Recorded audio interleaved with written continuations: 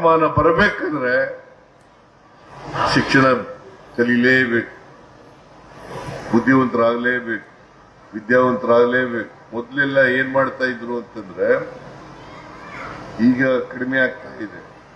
ಮೊದಲು ಒಬ್ಬ ವ್ಯಕ್ತಿಯ ಮೆರಿಟ್ ಮಾಡಬೇಕಾದ್ರೆ ಜಾತಿ ಮೇಲೆ ಮಾಡ್ತಾ ಇದ್ರು. ಇಂಥ ಜಾತಿ ಹುಟ್ಟಿದವರು ಮಾತ್ರ ಮೆರಿಟ್ ಸ್ಟೂಡೆಂಟ್ಗಳಾಗ್ತಾರೆ, ಇಲ್ಲವರೇ ಇಲ್ಲ. ಈಗ ನನ್ನ ಕುರುಬರ ಜಾತಿನಲ್ಲಿ ಹುಟ್ಟಿದ್ರೆ ನಾನು ನಿಮ್ಗೊಂದು ಹೇಳ್ತೀನಿ. ನಾನು ಹಣಕಾಸಿನ ಮಂತ್ರಿ ಆದೆ.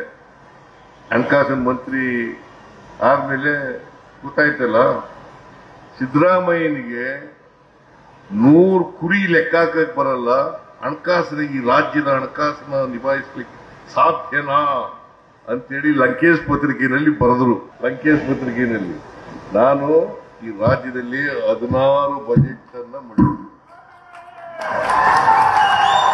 ಅದನ್ನೇ ಚಾಲೆಂಜ್ ಆಗಿ ತಗೊಂಡೆ ನಾನು. ಯಾಕಾಗಲ್ಲ ಕುರುಬರ ಕೈಲಿ ಅಂತ ಹೇಳಿ ಚಾಲೆಂಜ್ ತಗೊಂಡು ಹಣಕಾಸಿನ ಮಂತ್ರಿಯಾಗಿ 16 ಬಜೆಟ್ಗಳನ್ನ ಮಂಡಿಸಿದ್ದೇನೆ.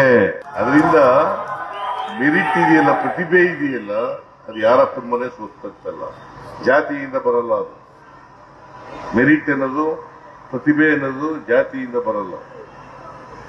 ನಿಮ್ಗೆ ಅವಕಾಶ ಸಿಕ್ಕಿದ್ರೆ ಬರ್ತದೆ. ಅವಕಾಶ ಸಿಕ್ಕಿದ್ರೆ ಬಾಬಾ ಸಾಹೇಬ್ ಅಂಬೇಡ್ಕರ್ ಅವರು ಬಹುಶಃ ಈ ದೇಶ ಕಂಡಂತ ಮಹಾನ್ ಜ್ಞಾನಿ.